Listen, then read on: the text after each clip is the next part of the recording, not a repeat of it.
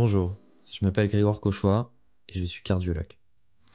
Tous les jours, dans ma pratique, je rencontre des héros de la vie ordinaire. C'est peut-être vos parents, votre voisin du dessus qui joue de la musique tard le soir, ou peut-être vous qui m'écoutez. Notre cœur est une machine programmée pour battre des milliards de fois. Comme un moteur, il nous fait vivre les plus grandes émotions, les meilleures surtout.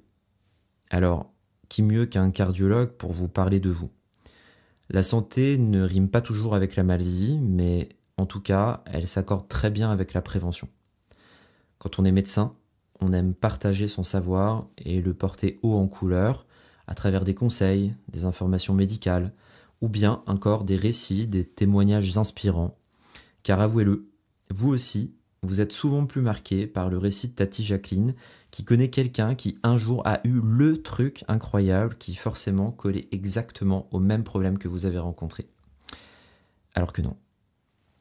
Après tout, nous ne sommes que des êtres humains, et on a vite fait de perdre la raison quand nos émotions sont en alerte. Mais nous avons cette chance de pouvoir compter sur la médecine pour améliorer notre condition humaine au sens large. À travers mon expérience, je vous propose de vous partager mon univers et de vous faire découvrir votre cœur. Ce n'est pas un simple organe qui propulse la vie à travers nos veines et nos artères, mais c'est véritablement un symbole de notre existence. Dans chaque battement réside une symphonie complexe d'événements. À l'heure où tout va vite, comprendre cette harmonie délicate peut être la clé pour une vie saine et épanouissante.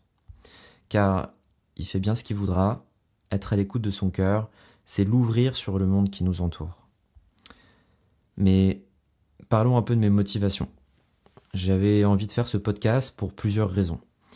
Tout d'abord, je dirais que donner, c'est recevoir. En apportant mes connaissances et mon expérience, je permettrai certainement à des gens de s'impliquer dans leur santé et je reçois beaucoup d'eux. Ça me nourrit, ça me motive pour m'améliorer. Ensuite, avouons-le, on ne peut pas transmettre son expérience. Ça se saurait, mais on peut la partager. Les arrête de fumer, fais du sport, au fond, tout le monde le sait. Et pourtant, ça ne fonctionne pas.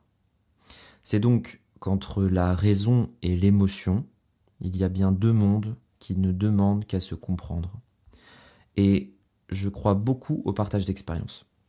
Je suis même sûr que vous vous êtes retrouvé sur des forums tard le soir à essayer de résoudre votre problème en lisant les commentaires qu'un vulgaire inconnu aura laissés sans contexte. Et le pire dans tout ça, c'est qu'assez souvent, vous êtes plus à même de croire ce qui est marqué que ce que votre médecin essaiera de vous faire comprendre. Alors, on peut aussi apprendre autrement que de ses erreurs, et ça passe par le partage tout simplement, mais avec un regard éclairé. Ensuite, il y a la voix, parler. La voix, c'est très puissant et à l'heure où nous sommes hyper connectés, on croit que la sursollicitation de nos sens nous connecte davantage, alors que c'est l'inverse. Donc, peut-être qu'un peu d'introspection, d'imaginaire, peuvent nous aider à nous sentir un peu plus présents, un peu plus vivants. Je suis obligé également de vous parler de mon métier. Je suis médecin, mais avant tout soignant. On nous appelle comme ça. Alors, j'ai une place parmi une multitude de personnels de la santé. C'est un moyen de rendre hommage à ma façon, évidemment, à toutes les personnes que l'on ne voit pas, que l'on n'entend pas, dont on parle peu et qui font un travail remarquable. J'adore mon métier et force est de constater que les maladies cardiovasculaires sont les deuxièmes causes de décès dans notre société. J'ai juste parfois un peu le regret que l'on ne mette pas assez de moyens pour la prévention des maladies cardiovasculaires. Parce qu'en termes de santé, le curatif est mesurable, mais la prévention l'est beaucoup moins, alors qu'au fond, elle sauverait des millions de gens. Donc, l'éducation reste la règle et l'accompagnement est son allié. Et puis, je vais être honnête avec vous, j'ai un peu le syndrome de l'imposteur. Ceux qui connaissent ça se reconnaîtront, mais j'en ai fait maintenant un allié.